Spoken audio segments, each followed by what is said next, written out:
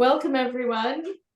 Ugna and I are really pleased today to welcome Chungmei Cheng. She is a new member to the WBI since May. We're very pleased to have her join us. Her business is called Orchid of Life, and she is a coach and rebirther. So welcome, Chungmei. We're so pleased to have you join us today. Could you please just introduce yourself, tell us about your business, whatever you'd like. Oh, thanks a lot for the introduction, and I love being here. It's a way to share about ourselves. So, my name is Chungmei Cheng, and I work as a coach and rebirther for highly sensitive people, and I'm based in The Hague, and I receive clients at home, but I also guide clients through video calling. And what my work is about is that I help people to get in a deeper connection to themselves, because most of the time they come in and they feel numb, or that they're like physically, literally feeling cold, or they're anxious, and I'm just helping them to release all of this tension and get back to what they want to feel and how they want to be in life. That sounds really, really amazing. So do you offer them also the guidance to understand? Sometimes I was thinking, where do I want to be in life? It's when it hits me spontaneous, the question, I'm like, oops, okay. Do you offer also guidance on that, or? Well, yes, sometimes undetermined? I am conscious of the fact that in sessions, there's also a part which is called psychoeducation, because sometimes people don't know where they are exactly. They have a kind of idea of what they want in life. For example, when they want to invite a partner in their lives, in the love atmosphere, and they have had several difficult relationships in which they noticed that they draw back when it got difficult, for example, or they cut off the communication. So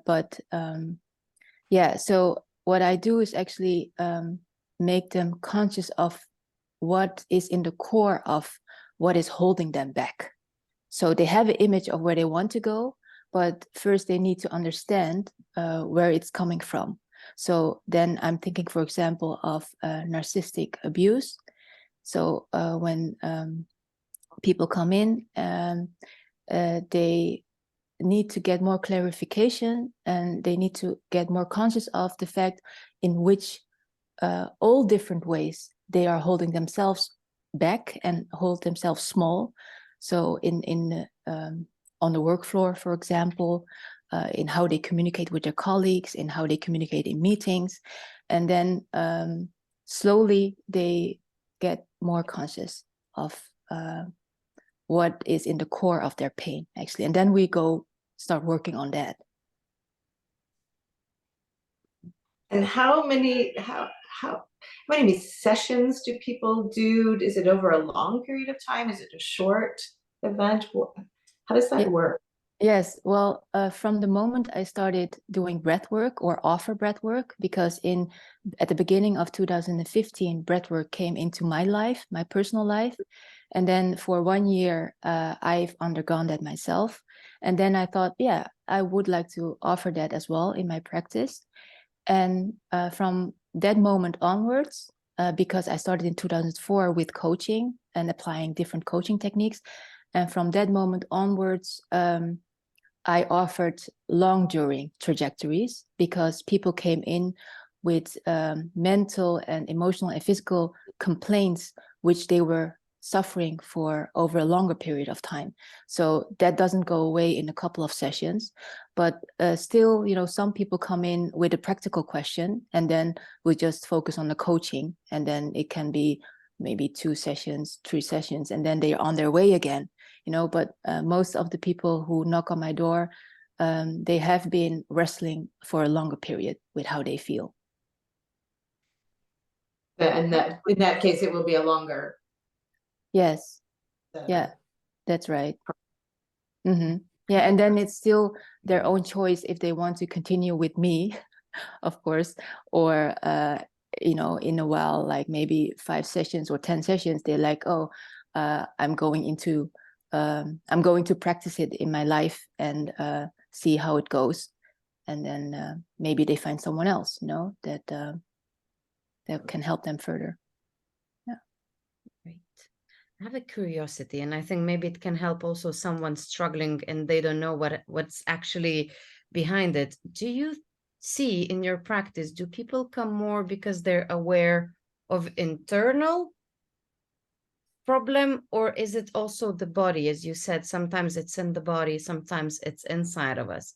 Have you noticed the dominance of one or the other, which is the ring bell that we should be aware of? Okay, there's something, I could reach out for help because of this. Mm-hmm. Yeah, well, it's intertwined actually, but since I started offering breath work, people come in with certain physical ailments. For example, I'm now thinking of a client who came in recently. She's a woman, and she has had several pains in the how do you say that, in the under part of the belly, you know, where the female organs are. And she has trouble with the menstruation cycle, and she has been through the regular way of discovering what it could be. And one term that I've heard often the last couple of years is PCOS. And that can hurt a lot, like, in everyday life. And the menstruation is not regular. So, or a heavy blood loss and so on. So when they come in for my work, they are actually finished with the medical way of discovering what they have. And then they discover that they cannot diagnose it or name it, or maybe PCOS is of course a diagnosis, but they still suffering all these complaints. So then they realize that it could be emotional, and what is there still emotionally, what could be healed. So then we just start talking about, you know, their relationship with their mom, their dad, and what they actually have suffered when in childhood. Yeah. And there's always a link.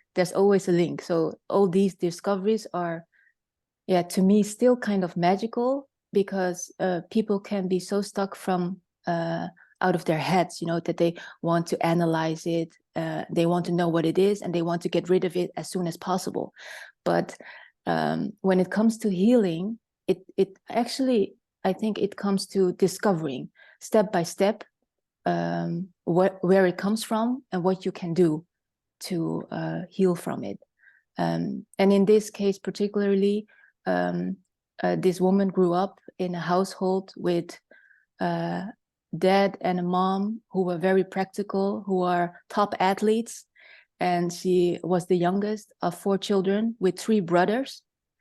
She got her, how do you say that? Her doses of male energy in the household. So there was not a lot of room for her female energy. And she was actually the most sensitive of them all, you know? So then when that doesn't get any room in the upbringing, in the household, and it doesn't get emotional guidance, then it goes inwards. It's like that energy goes inwards. So in her case, the inner critic is very much alive.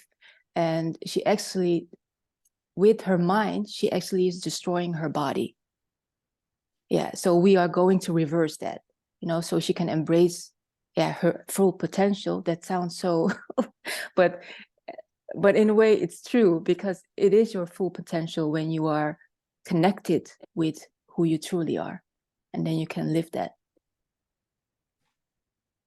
Do you find you have a lot of clients who come to you because after they've tried a lot of other things? Yes, yeah.